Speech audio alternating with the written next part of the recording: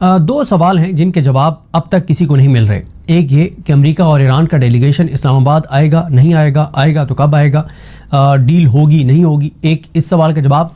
और दूसरा, पूरे पाकिस्तान को इस सवाल का जवाब नहीं मिल रहा कि महमूद हसन चकज़ई साहब कहाँ गायब हैं, वो कहाँ गुम हैं, क्या ऐसी उनकी मसरूफियत है कि वो पाकिस्तान के किसी नेशनल इशू पर बात नहीं कर रहे।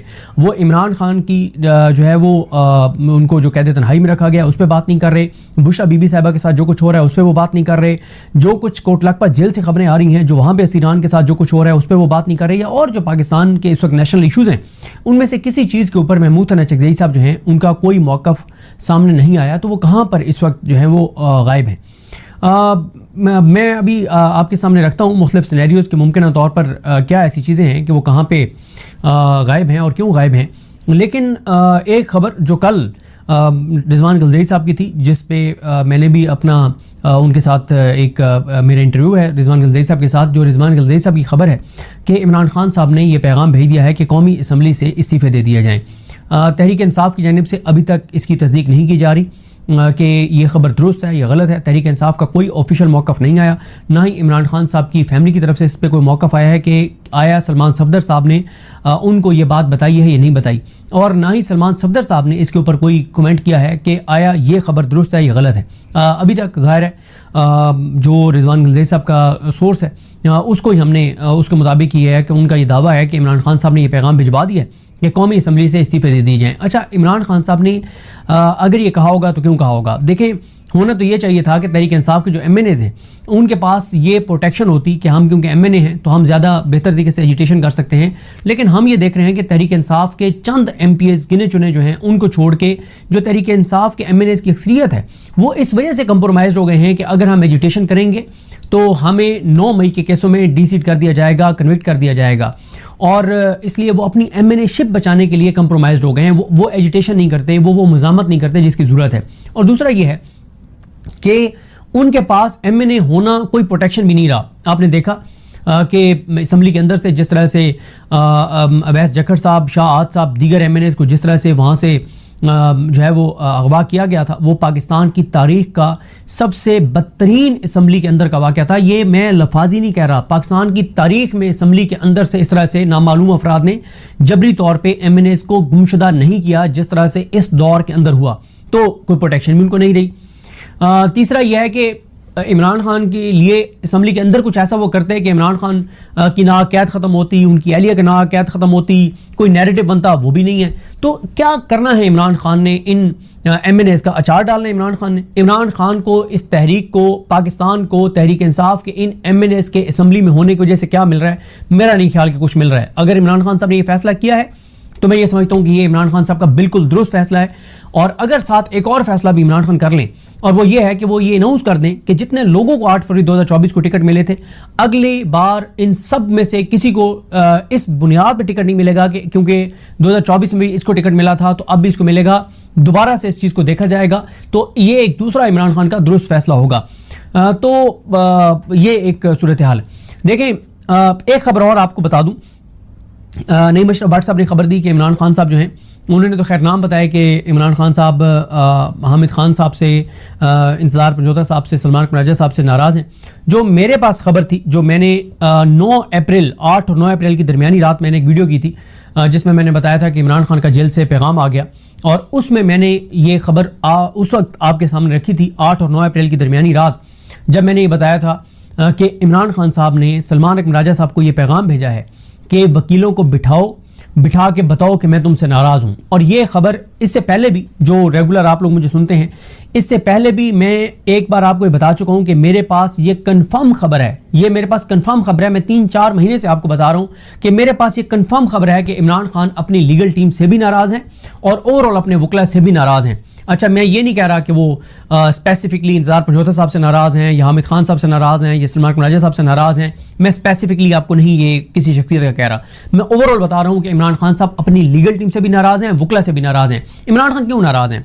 इमरान खान ये कहते हैं कि, और ये बात भी मैं 18 बार आपको बता चुका हूँ कि इमरान खान ये कहते हैं इनको कि मुझे भी पता है कि जो है वो एक हद तक ही आप मज़ामत कर सकते हैं, इस वक्त पाकिस्तान के हालात को मुझे पता है, लेकिन कम अज़ कम अदालतों में जाके बैठो और इमरान खान कैटेगोरिकल अपनी बहनों के जरिए जब उनकी मुलाकातें हो रही थी 2 दिसंबर से पहले तक कई बार पार्टी को ये पैगाम भिजवा चुके हैं कि वकीलों को कहो कि अदालतों में जाकर बैठ जाएं और वो उस वक्त तक ना उठे जब तक जो है वो मेरे केसेस ना लग जाएं, क्योंकि उनको एनआरओ नहीं चाहिए, डील नहीं चाहिए। वो कहते हैं कि अदालतों को कहो कि मेरिट पे फैसले करें।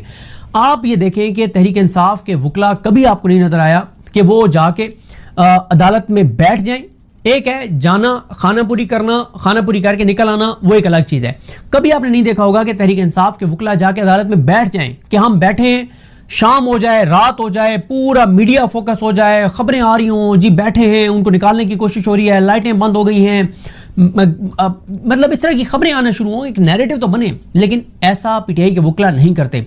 आपने पिछले 4-5 माह में नहीं देखा होगा, जब से इमरान खान को मुकम्मल तौर पर आइसोलेट कर दिया गया है, कि पीटीआई के वकला जाके जस्टिस जाहिया खान की अदालत के अंदर जाके बैठ जाएं, कहें कि हमने उठने नहीं है, नहीं ऐसे करते।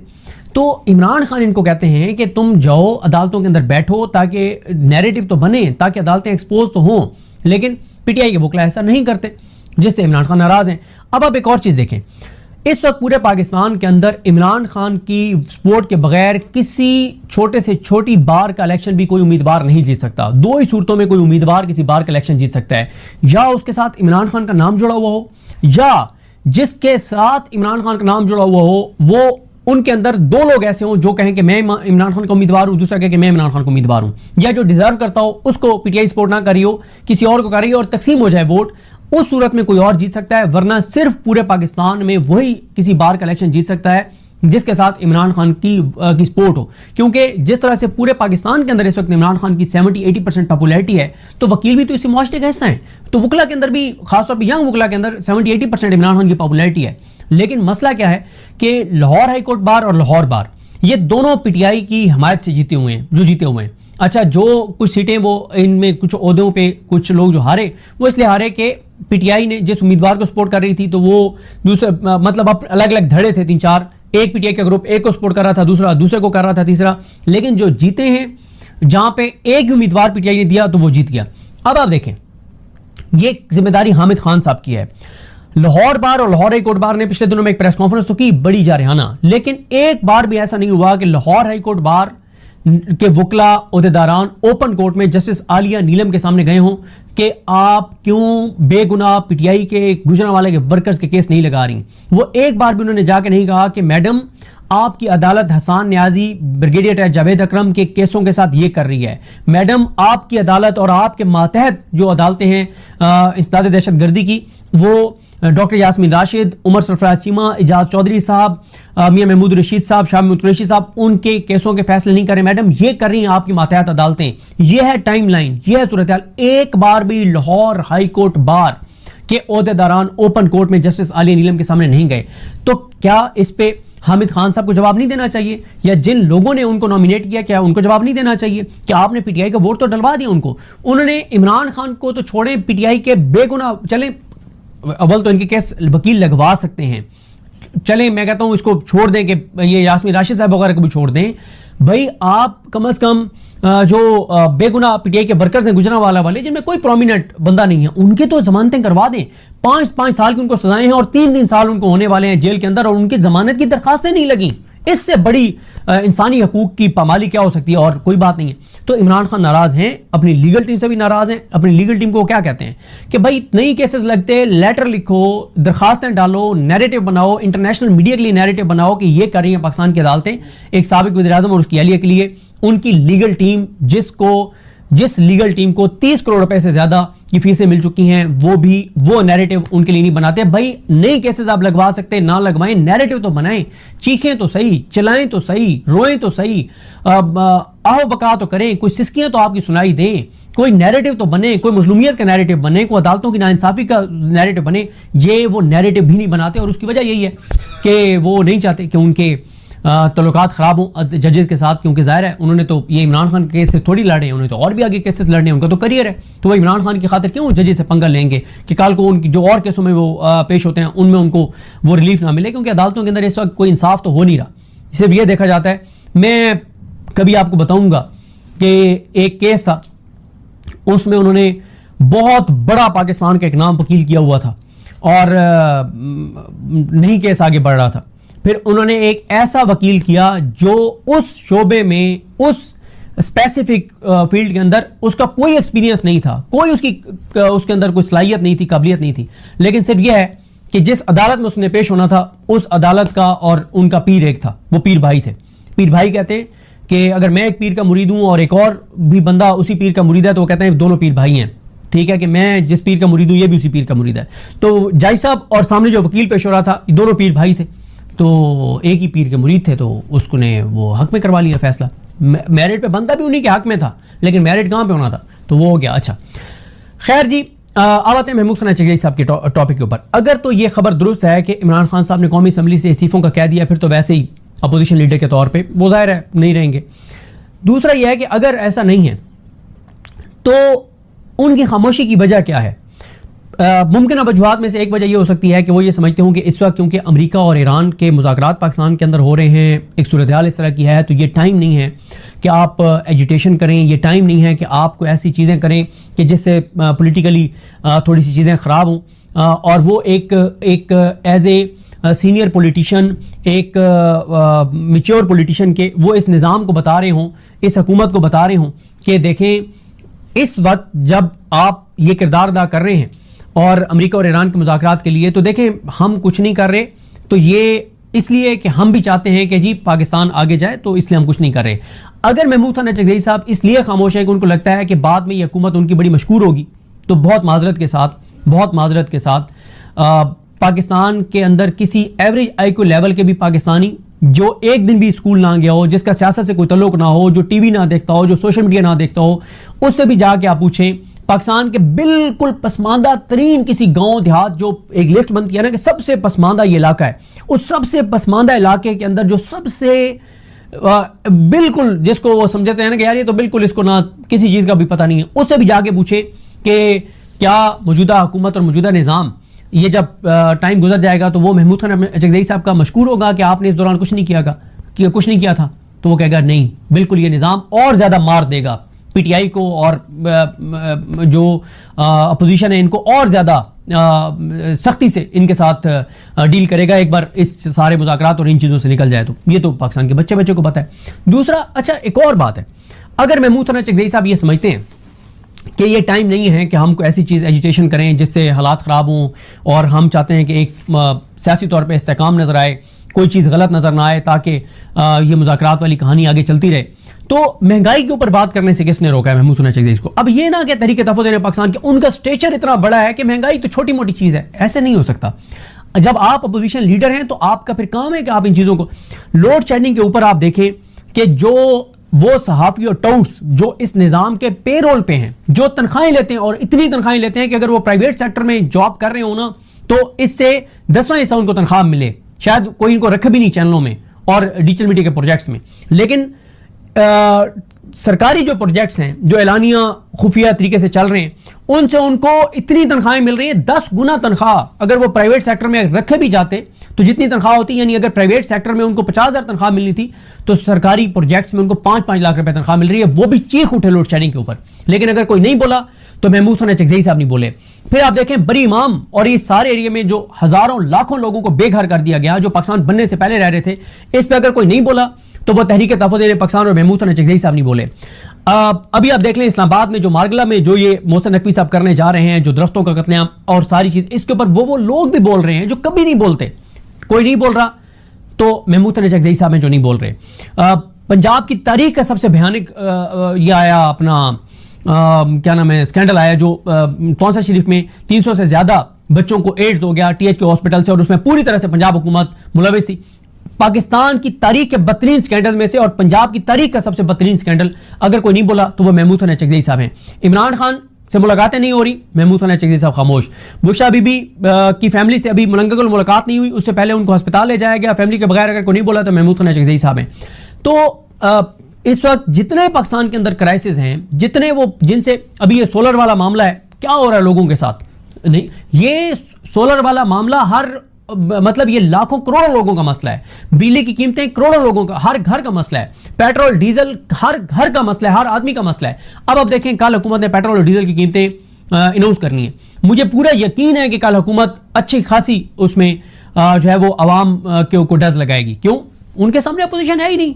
अब अगर अपोजिशन होती तो जब इंटरनेशनल मार्केट में 34% कीमतें गिरी तो क्या पाकिस्तान में 34% कम हुई कीमतें? नहीं हुई। क्यों?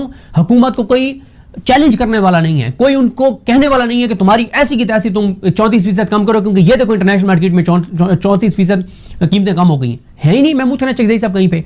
अब इसका एक और मुमकिन तौर पर वजह यह हो सकती है कि पसे पर्दा मामलात महमूद हसन चकज़ई साहब के बहुत अच्छे चल रहे हों एस्टेब्लिशमेंट के साथ और बड़े पॉजिटिव चल रहे हों और वो ये समझते हों कि चीज़ें पॉजिटिव साइड पे जा रही हैं और बिल्कुल तो अगर वो ये समझते हैं तो फिर तो इमरान खान को भी ऑन बोर्ड होना चाहिए, फिर तो इमरान खान भी ऑन बोर्ड होने चाहिए ना। अगर इमरान खान ऑन बोर्ड नहीं है तो फिर महमूद हसन चकज़ई साहब के सिर्फ ऑन बोर्ड होने से तो कोई फायदा नहीं है, और अगर इमरान खान ऑन बोर्ड है तो फिर तो इमरान खान की बहनों से मुलाकातें होनी चाहिए थी। फिर क्या मसला है? इमरान खान तो ऑन बोर्ड है। तो मसला यह है कि महमूद हसन चकज़ई साहब तमाम कौमी इश्यूज के ऊपर एज ए अपोजिशन लीडर जहां हर चीज के ऊपर उनको बोलना चाहिए था, पिछले 2 महीने में किसी एक चीज पे भी महमूद हसन चकज़ई साहब नहीं बोले। महमूद हसन चकज़ई साहब जब से अपोजिशन लीडर बने हैं कोई एक मरतबा भी उन्होंने इस हुकूमत और इस निजाम को टफ टाइम नहीं दिया। एक बार भी ऐसा नहीं लगा कि हां अब महमूद हसन चकज़ई साहब इमरान खान को रिहा करवा लेंगे। बात यह है कि मीठे मीठे हाप हाप कड़वा कड़वा थू थू इमरान खान का पैगाम आता है जिसमें यह कहा जाता है कि तमाम बड़े फैसले सुहेल आफरीदी महमूद हसन चकज़ई साहब की मुशावरत से करें। उस पर तहरीक तहफ़्फ़ुज़ पाकिस्तान कहती है कि क्या बात है जी, हमारा देखें इमरान खान ने कहा है कि हमसे पूछ के फैसले करें। उसी पैगाम में इमरान खान कहते हैं कि सुहेल आफरीदी 10 दिन में पावर शो करें बड़ा केपी के अंदर। तो उस पर तहरीक तहफ़्फ़ुज़ पाकिस्तान कहती है कि हमें तो ऑन बोर्ड ही नहीं लिया गया, हम क्यों जाएं, वो बाइकआउट कर देते हैं उस जलसे का। और भाई मसला ये है कि महमूद, एक और चीज़ मुझे बताएं ना कि जब से तहरीक तहफ़्फ़ुज़ यानी पाकिस्तान बनी है आज तक एक कॉल उन्होंने दी 8 फरवरी की, उससे पहले उसके बाद कौन सी उन्होंने कॉल दी है? उन्होंने इस निज़ाम को टफ टाइम देने के लिए क्या किया है? और अच्छा ये मतलब बहुत से लोग ये कहते हैं कि यार महमूद हसन चकज़ई ऐसे तो नहीं खामोश बैठे ना, आखिर कोई तो बात है कि वो खामोश बैठे हैं। और उसमें यही शहरी इक़्तिदार में बातें चल रही हैं कि 4-5-6 महीने में ये सिस्टम क्लोज कर दिया जाएगा, ये सिस्टम लपेट दिया जाएगा, कोई कौमी हुकूमत बन जाएगी। लेकिन बात यह है कि अगर ये सिस्टम जा रहा है 4-5-6 महीने में और अगर महमूद हसन चकज़ई साहब की इंगेजमेंट्स ठीक चल रही हैं इस्टेब्लिशमेंट के साथ और बड़ी पॉजिटिव चल रही हैं और महमूद हसन चकज़ई साहब एतबार भी कर रहे हैं इस्टेब्लिशमेंट को, तो कोई एक तो साइन हमारे सामने होता, कोई एक तो ग्राउंड के ऊपर चीज़ हमारे सामने होती कि यार महमूद हसन चकज़ई साहब क्योंकि इस्टेब्लिशमेंट के साथ ऑन बोर्ड आ गए हैं, चीज़ें बड़ी पॉजिटिव चल रही हैं, 4-5 माह में सिस्टम लपेटा जाएगा। और उसका पहला आप देख लें कि जी एजाज चौधरी साहब जो है ना उनका मामला हुआ, चकज़ई साहब ने कॉल की और देखें वो एजाज चौधरी साहब को उन्होंने जो है ना वो अपना हॉस्पिटल शिफ्ट किया, उसके बाद उनको घर को सब जेल करार दे के वहां पे शिफ्ट कर दिया। कोई एक तो चीज हमारे सामने हो, मतलब पीटीआई के बेगुनाह 51-52 जो गुजरांवाला के वर्कर्स हैं उनको ही कोई रिलीफ मिल जाता तो हम कहते हैं कि हाँ महमूद हसन चकज़ई साहब की जो है वो एंगेजमेंट ही चल रही है। पीटीआई का एक सपोर्टर सुहेल जिसने एक रीट्वीट किया था लाहौर में, उसकी एहलिया की डेथ हो गई, उसकी एहलिया की डेड बॉडी को जेल के अंदर ले जाया गया कि अपनी बीवी का चेहरा देख लो। कम से कम इतना तो होता कि महमूद हसन चकज़ई साहब की एंगेजमेंट बहुत अच्छी चल रही है तो सुहेल को पैरोल पे रिहा कर दिया और उसने आके अपनी बीवी का चेहरा देख लिया और उसको कब्र में उतारा तो उसने अपनी बीवी को, ये भी नहीं हुआ। तो किस चीज़ की एंगेजमेंट? तो मुझे जो लगता है वो अगर महमूद हसन चकज़ई साहब की ऑन बोर्ड हैं भी इस्टेब्लिशमेंट के साथ और वो बिल्कुल एतबार कर भी रहे हैं इस्टेब्लिशमेंट पे भी, तो पहली बात तो ये कि 4-5 माह बाद अगर इस्टेब्लिशमेंट हंस के दिखा देती है कि बस ठीक है वो तो था लेकिन नहीं हो सकता, तो महमूद हसन चकज़ई साहब ये सारा टाइम जो ज़ाया हो गया ये कहाँ से वो लौटाएंगे, कैसे वो इसका जवाब देंगे? और दूसरी बात यह है कि अगर इस्टेब्लिशमेंट के साथ उनकी चीज़ें ठीक भी चल रही हैं तो अवाम के साथ जो कुछ हो रहा है उसके ऊपर क्या बोलना एज ए अपोजिशन लीडर उनका काम नहीं है? उन्होंने अब तक अवाम के लिए क्या चीज़ की है महमूद हसन चकज़ई साहब ने? अवामी इशू से महमूद हसन चकज़ई साहब के एक डिस्कनेक्ट है, कोई चीज नहीं है अवामी इश्यूज के ऊपर। क्या महमूद हसन चकज़ई साहब का एज ए अपोजिशन लीडर काम नहीं था कि वहां पे बरी इमाम के साथ जो हजारों लाखों लोगों को बेघर किया जा रहा है वहां पे जाएं? क्या उनका काम नहीं है कि वो लोड शेडिंग पे बोले? उनका काम नहीं है वो महंगाई के ऊपर बोले, वो किसानों के ऊपर बोले, वो ताजरों के ऊपर बोले, वो पाकिस्तान के अंदर जो लोगों के साथ हो रहा है उसके ऊपर बोले? मतलब ये कैसे अपोजिशन लीडर